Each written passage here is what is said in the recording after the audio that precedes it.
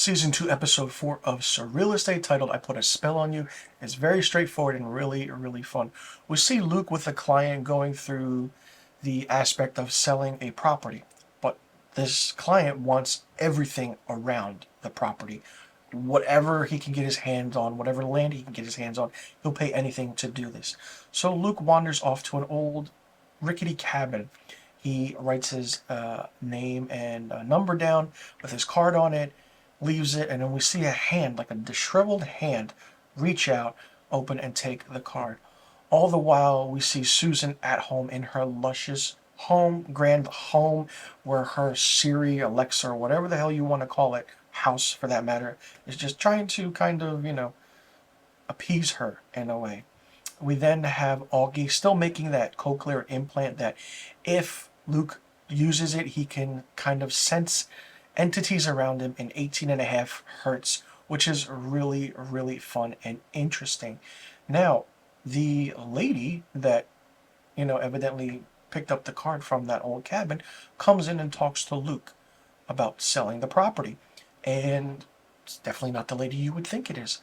All the while, missing teens are going aware and missing, and it's basically boys. Now, all the while that story's taking place, we see Zoe showing around one of Susan's clients to certain houses, but they just look, they don't buy, they just don't like certain things.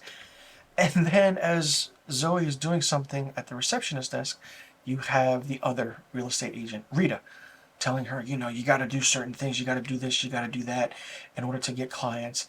And basically, Zoe shows these two clients, Susan's clients, a house that they love and they want to buy, and it's actually Rita's house. So it's really funny and interesting how Zoe did that, and she's now a real estate agent. It's really good to see them add more to that character, which I absolutely love. Augie is doing his thing. He's really prominent in this episode. Susan is not really in this episode at all. It's really Luke forward, and it's really, really good. So Luke goes on a date with this woman, this redhead, so to speak, and every man is just entranced by her, like a spell. It's like you're thinking, she a vampire? She a werewolf? What can it be? I guessed a witch. Well, evidently, she goes and kind of lures Luke back to the house for a nightcap, and we find out that she's actually a witch who drains the blood of boys in order to stay young for many centuries or millennium for that matter. And she kind of tells Luke, she kind of spiked his wine or blood wine or whatever you want to call it, that every blood moon she has to rejuvenate until the next blood moon.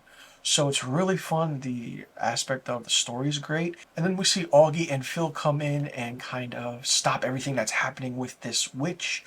And it's really fun. It's really, really fun because you see that the moonlight is, preserving her. And then Phil just kind of puts a curtain over her and she just disintegrates into this oval kind of lady. And that's it. That's that story. And then everything's happening. Luke has this kind of get together, or Susan put together this bowling, a charity, and Susan's nowhere to be found. Well, back at the house, Susan is being held hostage in her own home by this Alexa Siri device, whatever hell you want to call it. Listen, let me just say that those things are really creepy and weird. That's why I never have one in my own home. If you do have one, kudos to you. You never know what can be picked up in those things. So as that's happening, every door in the house is being locked, and then all of a sudden the walls are closing in on Susan.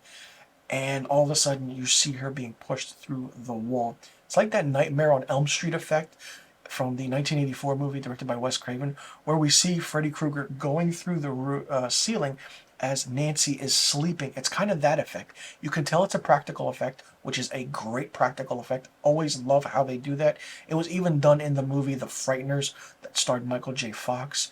And then all of a sudden, go cut back to the hallway. She's gone. She's not there. And it's like, what the hell is going on? So that's this episode. It was really fun. It was really intricate, interesting. It was slow at times, but then when it picked up and you saw Luke trying to be like, okay, what the hell's happening? Then you understood the story. Then you understood what was happening.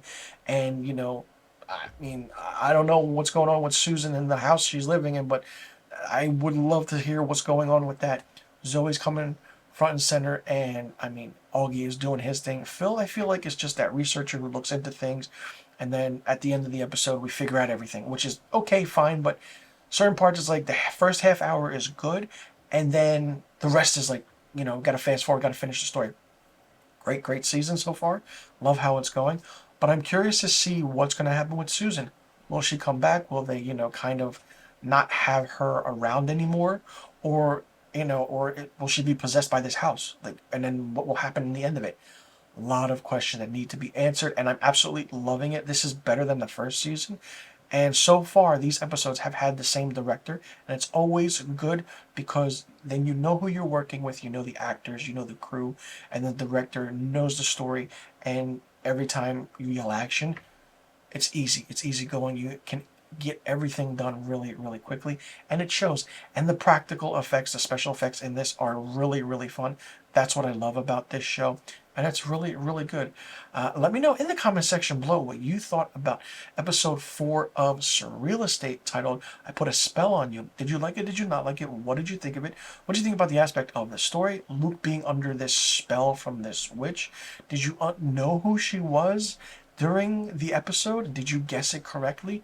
What do you think happened to Susan? What do you think is going to happen with Susan?